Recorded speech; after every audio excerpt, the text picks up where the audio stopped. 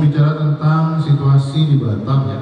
Posisi sentral Batam ini sebagai pintu masuk dan pintu transit paling banyak di Indonesia. Kita tahu banyak kejadian bertahun-tahun yang selalu diulang-ulang, yang selalu seperti tidak pernah ada henti-hentinya. Dan ini sebenarnya tadi belum dilaporkan. Di tahun 2016 itu ada satu kejadian tenggelamnya kapal di Nusa yang mengakibatkan meninggalnya sampai puluhan orang.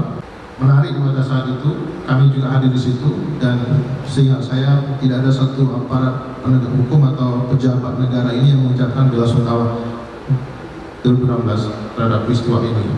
Ya, ini cerita juga satu investigasi yang kami lakukan pada tanggal 6 Desember 2022 ya.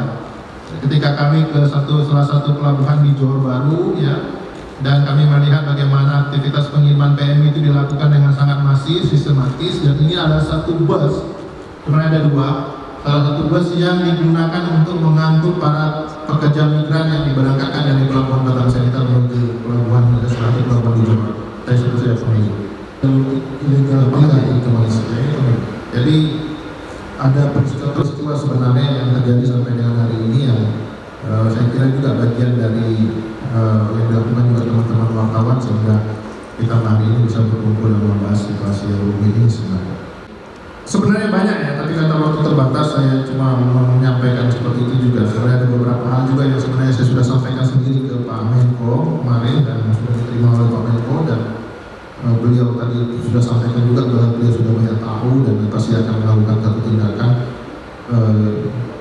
tegas untuk ini. Tapi kami juga menyampaikan di sini pernyataan sikap kami bahwa kami sebenarnya meminta seluruh kepada Menko Polhukam, Profesor Mahfud MD, untuk melakukan koordinasi kepada kementerian yang ada di bawah Kemenkumham, Kemenko Polhukam seperti Kapolri, Badan Intelijen Negara, dan Kementerian Luar Negeri, dan khusus Dirjen Imigrasi, untuk segera melakukan evaluasi dan penindakan terhadap oknum pejabat di institusi masing-masing di Batam yang terlibat dalam pembackingan terhadap kejahatan TPPO ini. Bahkan kami mendesak juga pencopotan atau penonaktifkan dari jabatan semua aparat negara yang terlibat secara aktif, entah itu melakukan pembackingan atas kasus-kasus TPPO di Batam atau melakukan pembiaran atas terjadinya kasus-kasus tindak pidana perdagangan di wilayah batas negara Batam. Dan khusus untuk di bagian ini mungkin dilakukan jika pemerintah pusat menambahkan klausul khusus yang mengatur tentang pengawasan terhadap jejaring kriminal pelaku perdagangan orang di kawasan perdagangan dan pelabuhan bebas Otorita Batam. Dan berikutnya yang kami minta juga kepada Menko Polhukam untuk mengevaluasi kondisi rentan yang terjadi di kawasan Otorita Batam agar perdagangan bebas tidak mengorbankan warga negara dan tidak juga mengorbankan kemanusiaan kita. Nah, kami meyakini ya, pemerintah pasti mempunyai maksud baik untuk mengembangkan kawasan perdagangan dan pelabuhan bebas di Batam ini. Namun tentu setiap rencana baik itu membutuhkan evaluasi untuk melihat dampak ikutan yang mengikuti dari perdagangan bebas ini ya. Dampak ikutan yang sudah sangat terasa adalah derasnya kasus perdagangan orang yang memanfaatkan Batam maupun sekian titik penyeberangan yang menjadi sasaran korupsi oknum aparat. Untuk itu kami sungguh-sungguh meminta agar pertemuan ini bisa memberikan perubahan dan bukan hanya sekedar seremonial belaka. Lanjut. 1 menit lagi loh. Oke, 1 menit lagi. Beberapa kesulitan yang kami refleksikan terkait dengan penegakan hukum atau penerapan undang-undang TPPO ya, karena masih kami rasakan sulitnya dilakukan karena sifat penindakan masih sering beririsan dengan undang-undang ketenagakerjaan yang lebih menekankan pada persoalan administrasi ketenagakerjaan. Salah satu titik lemahnya itu yaitu dengan model kontrol pada infrastruktur kependudukan yang rentan dimanipulasi. Lalu juga yang kedua dengan meletakkan elemen koordinasi di bawah Kementerian Pemberdayaan Perempuan dan Anak. Elemen koordinasi lembaga non departemen semacam ini juga menjadi lebih sulit. Nah, rencana aksi nasional yang ditekan oleh Presiden RI tanggal 22 Februari 2023 pun terasa tidak agresif lebih menyasar upaya pencegahan dan rehabilitasi semata, sementara jejaring aktif perekrut perdagangan orang cenderung dibiarkan. Bahkan seringkali jika ada yang ditangkap pun, yang diproses hanya perekrut lapangan dan bukan kepala gurita. Yang ketiga, elemen kursif dari kantor human trafficking Indonesia juga sangat lemah. Jejaring kriminal agresif yang memanfaatkan orang-orang miskin mencari kerja tidak diperangi secara menyeluruh. Hampir tidak terdengar di level Polri kegiatan anti perdagangan orang menjadi agenda utama. Hal ini kalah prioritas dibandingkan dengan kegiatan anti terorisme atau anti narkoba, bahkan kalah juga dengan perang terhadap baju bekas ludupan. Di Batam padahal banyak ya, bagus saja. Nah, itu beberapa kesulitan yang kami refleksikan. Terakhir, harga manusia Indonesia. Perdagangan orang juga bisa dilihat dalam model analisa Suprakain tentang harga per kepala berbeda di setiap titiknya. Misalnya di tingkat perekrut lapangan harganya sekitar 400.000 hingga 1,5 juta rupiah. Di level atas broker besar harganya bisa mencapai 40 juta rupiah per kepala. Dan ini tertuang dalam liputan BBC yang mengangkat perdagangan orang dari timur ke Malaysia dengan titik transit di Batam menjelaskan skema ini. Itu BBC tanggal 3 Maret 2023. Dan tidak mudah juga mengurai atau memotong akar perdagangan orang. Peneliti pun kadang terdiam berhadapan dengan kemiskinan akut yang terjadi di era kantong rekrutmen di Kabupaten Timur Tengah Selatan, misalnya di TTS Nusa Tenggara itu. Data BPS pun terasa terlalu tinggi dan tidak menjelaskan buruknya kemiskinan yang menjadi salah satu faktor pendukung. Misalnya dalam riset mikro di beberapa desa, jumlah pendapatan uang tunai per kepala keluarga di kantor rekrutmen jumlahnya lebih kecil dari 100.000 rupiah per kakak. Di tangan perekrut lapangan yang biasanya adalah orang dekat korban, uang selipinan yang bervariasi mulai dari 400.000 hingga seharga 2,5 juta rupiah, dan ini sangat menarik dianggap oleh mereka itu sebagai uang yang sangat besar, bukan uang yang kecil. Warga yang pergi seolah menjadi tumbal untuk keluarga. Lalu juga uang pengikat semacam ini sekilas bisa dianggap sebagai bentuk simbiosis mutualisme yang saling menguntungkan untuk kedua belah pihak, khususnya jika kisah transaksi semacam ini hanya dibaca di wilayah rekrutmen atau transit terakhir. Narasi akhir menjadi lain jika data dari KBRI di Malaysia menjadi acuan. Kita dengarkan apa yang disampaikan oleh Duta Besar RI Hermono dalam BBC 2 Maret 2023. Di situ dicatat bahwa ada 4.500 kasus penganiayaan terhadap TKI Malaysia yang tidak terselesaikan.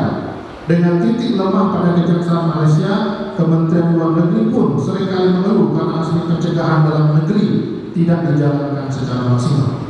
Nah, data pencegahan yang dilakukan Dinas Nakertan NTT yang bekerjasama dengan AURI misalnya di Bandara Udara Balikpapan itu menyatakan di tahun 2018 saja terdapat 1.364 warga yang dicegah Satgas Anti Trafficking untuk berangkat, dan 7% dari jumlah itu adalah anak-anak. Sedangkan data korban yang dilaporkan di Polda NTT di tahun 2013 sampai dengan 2018 hanya sebesar 757 orang. Bisa dibandingkan dengan total kasus yang ditangani kepolisian di Indonesia pada 2019-2019 sebanyak 2.648 korban yang dikutip dalam Perpres nomor 19 tahun 2023 tentang Rencana Aksi Nasional Pencegahan dan Penanganan Tindak Pidana Perdagangan Orang. Di sini terlihat secara nasional penanganan perdagangan orang memang amat tidak memadai, baik dari sumber daya manusia maupun sumber daya finansial. Di tahun 2023 data penjemputan jenazah di Kupang misalnya mencatat sebanyak 650-an warga dipulangkan dalam peti jenazah dalam 7 tahun terakhir. Dari angka itu hanya 2% yang dikategorikan prosedural. Keluhan warga maupun KBRI di Malaysia yang menyatakan tidak ada kewajiban kepolisian Malaysia meminta izin atau menginformasi kepada KBRI tentang pelaksanaan otopsi juga menjadi catatan tersendiri. Sebab rumor tentang perdagangan orang organ manusia begitu kencang, tetapi tidak menjadi anggota bersama Interpol. Berdasarkan rumor itu juga organ manusia dari NTT dianggap baik, khususnya ginjal mereka, sehingga jadi target perdagangan organ tubuh. Lanjut, ini baru benar-benar menjaga republik, menjaga kemanusiaan. Jadi mengelola negara dengan jumlah populasi sebanyak 273 jiwa memang tidak mudah. Namun persoalan itu bukanlah menjadi alasan, seharusnya menjadi alasan kebenaran atas ketiadaan kajian para korban perdagangan orang. Dalam bahasa PP2MD, sebagai besar dari mereka adalah TKI atau PMI non prosedural. Dalam bahasa Presiden Republik Indonesia, mereka yang meninggal adalah warga negara. Apapun sebutannya untuk mereka, hingga hari ini Lemhanas, Badan Intelijen Negara atau lembaga strategis negara lainnya tidak mempunyai telah strategis tentang kejahatan perdagangan orang secara komprehensif.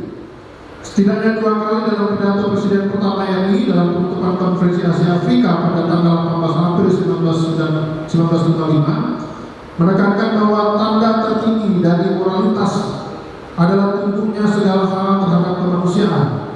Ia juga memberikan penjelasan lebih lanjut. Namun hari-hari ini kita berhadapan dengan situasi di mana kesejahteraan manusia tidak selalu menjadi pertimbangan utama.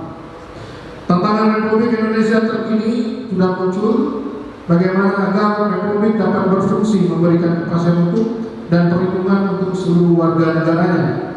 Dalam Republik seharusnya tidak boleh berlaku 2 hukum atau lebih yang berbeda terhadap warga negara. Misalnya, kesenjangan menyolok yang terlihat dari fenomena fleexing atau pamer kekayaan dari para pejabat, keterlibatan para petinggi kepolisian dalam berbagai kegiatan kriminal, hingga laporan terduga pelanggaran kode etik pejabat Badan Intelijen Negara dalam kasus perdagangan orang di Badan di Kota Batam. Beberapa fenomena ini menunjukkan krisis serius dalam tataran ideologi pejabat negara. Konsumerisme menjadi tantangan yang begitu besar, godaan untuk korupsi menjadi tantangan bersama, komodifikasi manusia atau menempatkan manusia sebagai komunitas perdagangan orang telah menjadi hal yang banal atau dianggap biasa-biasa saja. Hal ini menandakan terjadinya kerapuhan sistematik pada dari pejabat negara, dan ini merupakan krisis sebenarnya ideologi terhadap bangsa kita. Di dalam republik ini seharusnya tidak ada perbudakan. Terima kasih. Terima kasih Romo. Ya, bersyukur ya, berterima kasih karena Pak Mahfud Sudi datang, berkunjung dan memberikan support dan memberikan dukungan moral atas kerja-kerja kemanusiaan yang dilakukan oleh kami di Kuskupan atau di Komisi KKP-PMP, dan ini menjadi kekuatan bagi kami dan juga kabar gembira lah untuk semua pekerja-pekerja kemanusiaan yang khususnya ada di Kota Batam. Saya kira serius ya apa yang dilakukan oleh Pak Mahfud ya, dengan datangi, kemudian juga bicara dengan sangat serius ya, karena kami bicara cukup lama membahas ini ya, dan tentu saya berpengharapan tulus dan saya yakin dan percaya ini bagian dari rencana Tuhan juga agar kerja-kerja kemanusiaan ini bisa ditindaklanjuti dengan lebih baik. Terima kasih, Bro.